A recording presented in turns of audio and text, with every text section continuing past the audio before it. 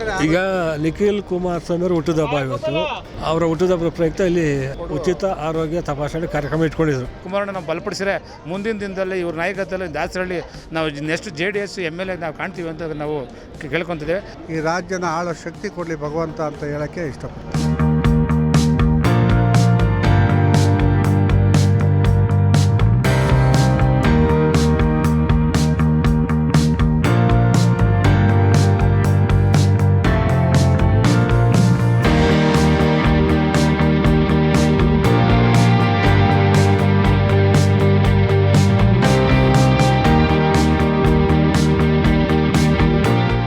ನಿಖಿಲ್ ಕುಮಾರಸ್ವಾಮಿ ದೊಡ್ಡಪ್ಪ ಎಲ್ಲ ಕಡೆ ಅದ್ದೂರಿಯಾಗಿ ಮಾಡ್ತಾರೆ.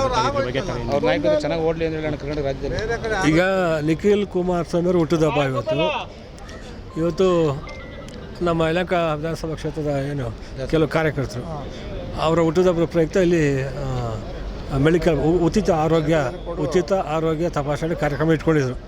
ನಿಖಿಲ್ ಕುಮಾರಸ್ವಾಮಿ ಅವರು ನಾನು ದೊಡ್ಡ ಮಟ್ಟದಲ್ಲಿ ಹುಟ್ಟುಹಬ್ಬ ಆಚರಣೆ ಮಾಡ್ಕೊಳ್ಳಲ್ಲ, ನಾನು ಸಿಂಪಲ್ಲಾಗಿ ನಾನು ದೇವಸ್ಥಾನಕ್ಕೆ ಆಚರಣೆ ಮಾಡ್ಕೊಡ್ತೀನಿ ಅಂತ ಹೇಳ್ತಾಯಿದ್ರು. ಆದರೆ ಜನ ಬಿಡ್ತಾಯಿಲ್ಲ. ನಮ್ಮ ಗ್ರಾಮಕ್ಕೆ ಬರಬೇಕು, ನಮ್ಮ ಗ್ರಾಮ ಇವಾಗ ಆ ಕ್ಷೇತ್ರ ಮಟ್ಟದಲ್ಲಿ 2-3 ವಿಧಾನಸಭಾ ಕ್ಷೇತ್ರದಲ್ಲಿ ಅವರು ಹುಟ್ಟುಹಬ್ಬ ಕಾರ್ಯಕರ್ತರು ಮಾಡ್ತಾರೆ. ಅವರು ನಿಖಿಲ್ ಕುಮಾರಸ್ವಾಮಿ ಹುಟ್ಟುಹಬ್ಬ ಆಚರಣೆ ಮಾಡ್ಕೊಳಲ್ಲ. ಅವರಿಂದ ದೇವಸ್ಥಾನಕ್ಕೆ ಹೋಗಿ ದೇವ್ರ ಹತ್ರ ಕೈ ಮುಗಿದು ಈ ರಾಜ್ಯದ ಜನತೆಗೆ ಒಳ್ಳೆಯದಾಗಲಿ ಅನ್ನೋ ಒಂದು ಆಶೀರ್ವಾದ ಪಡ್ಕೊಂಡು ಅಷ್ಟೇ ಅವರು. ಇನ್ನು ಬಾಕಿ ಕಾರ್ಯಕರ್ತರು ಹುಟ್ಟುಹಬ್ಬನ ಆಚರಣೆ ಮಾಡ್ತಾಯಿದ್ದಾರೆ. JB ಚುನಾವಣೆ ಹತ್ರ ಬರ್ತಾಯಿದೆ, ಯಾವ ರೀತಿ ಆ ವಿಚಾರವಾಗಿ ನಮ್ಮ ನಾಯಕರು ಕರೆದಿರೋದಿಲ್ಲ ಇವತ್ತು ಸಭೆ. JB ಬೆಂಗಳೂರು ಆಕಾಂಕ್ಷಿಗಳು ಏನಿದ್ದಾರೆ ಅದು ಚುನಾವಣೆಯಲ್ಲಿ ಯಾವ ರೀತಿ ನಾವು ನಡ್ಕೊಬೇಕು, ಚುನಾವಣೆಯಲ್ಲಿ ಬರೀ ಇದ್ದದ ಕಾಲದಲ್ಲಿ ಶಸ್ತ್ರಾಭ್ಯಾಸ ಮಾಡೋದು ಬೇಡ. ಈಗಲೂ 4-5 ತಿಂಗಳಿದೆ. ಯಾರು BBMP ಆಕಾಂಕ್ಷಿಗಳು ಯಾರಿದ್ದಾರೆ ಅವರು ಈಗಲಿಂದ ಜನಗಳ ಹತ್ರ ಜನರಿಗೆ ಸ್ಪಂದಿಸೋಂಥ ಕೆಲಸ ಮಾಡಿ. ಬೆಳಗ್ಗೆ ನಮ್ಮ ನಾಯಕರು ಕುಮಾರಣ್ಣವ್ರು ಮಾತು ಹೇಳಿದ್ರು, ಬೆಳಗ್ಗೆ ಸಾಯಂಕಾಲ 1-2 ಗಂಟೆಗಳ ಕಾಲ ಒಂದೊಂದು ಬೀದಿ ಸುತ್ತಾಡಿ ಪರಿಚಯ ಮಾಡ್ಕೊಳ್ಳಿ. ಅವನು ಗುರಿ ಮುಟ್ಟಕ್ಕೆ ಸಾಧ್ಯ. ಬರೀ ಚುನಾವಣೆ ಸಂದರ್ಭದಲ್ಲಿ 2 ತಿಂಗಳು ಹಣ ಕೊಟ್ಬಿಟ್ರೆ ಓಟ್ ಹಾಕ್ಬಿಟ್ರೆ ಅವೆಲ್ಲ ಸುಳ್ಳು.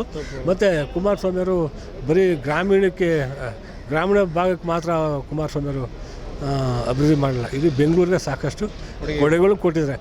ಈಗ ನಾವು B ಖಾತೆ ಟು A ಖಾತೆ ಅವರೊಂದು ಸ್ಟೇಟ್ಮೆಂಟ್ ಕೊಟ್ಟರು, ಪತ್ರಿಕಾ ಉದ್ದೇಶ ಮಾತಾಡಿದ್ರು. ಯಾರೂ ನಮ್ಮ ಸರ್ಕಾರ ಬರ್ತದೆ ಅದಕ್ಕೆ ಅವರೇನೋ ಚಾರ್ಜ್ ಮಾಡಿದ್ರೆ ಅದು ಜಾಸ್ತಿ ಆಯಿತು, ನಾನು ಬಂದಮೇಲೆ ಅದು ಕಮ್ಮಿ ಮಾಡ್ತೀನಿ ಅಂತ ಜನ ಒಂದು ಸ್ಟೇಟ್ಮೆಂಟ್ ಕೊಟ್ರಲ್ಲ.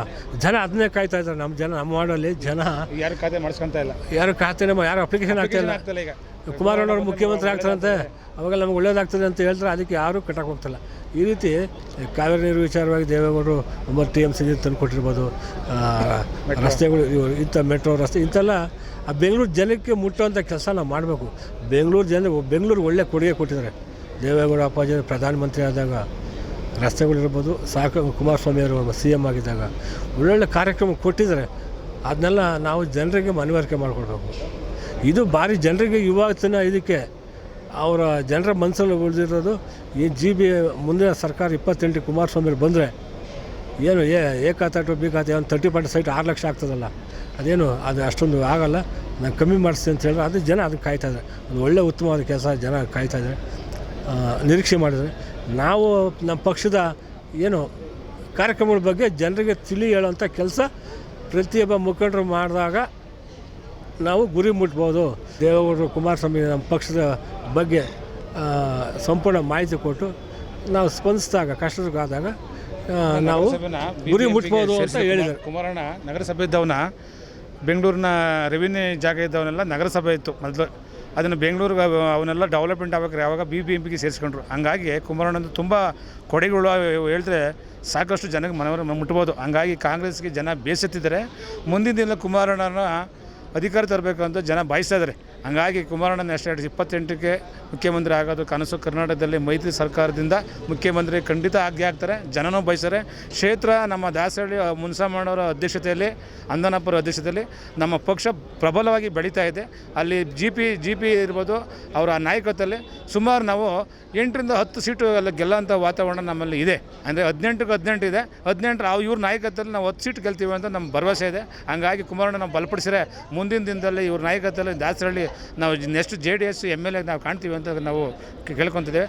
ಹಾಗೂ ಈ ಕರ್ನಾಟಕ ರಾಜ್ಯದ ಯುವ ಪೀಳಿಗೆ ನಿಖಿಲ್ ಕುಮಾರಸ್ವಾಮಿ ಅವರು ಹುಟ್ಟುಹಬ್ಬ ಇವತ್ತು. ಹಂಗಾಗಿ ಇಡೀ ಎಲ್ಲ ಯುವಕರು, ಇಡೀ ನಮ್ಮ ಪಕ್ಷದ ಮುಖಂಡರು, ಎಲ್ಲ ನಾಯಕರು ಎಲ್ಲರೂ ಇಲ್ಲಿ ಬಂದು ಮುಂದಿನ ಅವ್ರ ನಾಯಕತ್ವದಲ್ಲಿ GPM ಎಲೆಕ್ಷನ್ ಮಾಡ್ತೀವಿ. ನೆಕ್ಸ್ಟ್ MLA ಎಲೆಕ್ಷನ್ ಯುವ ಪೀಳಿಗೆ ಅವ್ರನ್ನ ಮೆಚ್ಕೊಂಡಿದ್ದಾರೆ. ಮುಂದೆ ಅವ್ರ ನಾಯಕತ್ವದಲ್ಲಿ ಅವರು ಅಧಿಕಾರಕ್ಕೆ ಬರ್ತಾರೆ ಅಂತ ನಾವು ಕೇಳ್ಕೊತಾ ಇದ್ದೀವಿ. ನಿಖಿಲ್ ಅಣ್ಣವ್ರಿಗೆ ಬೆಳಗ್ಗೆಯಿಂದ ನಾವು ಕಾಯ್ತಾ ಇದ್ದೀವಿ.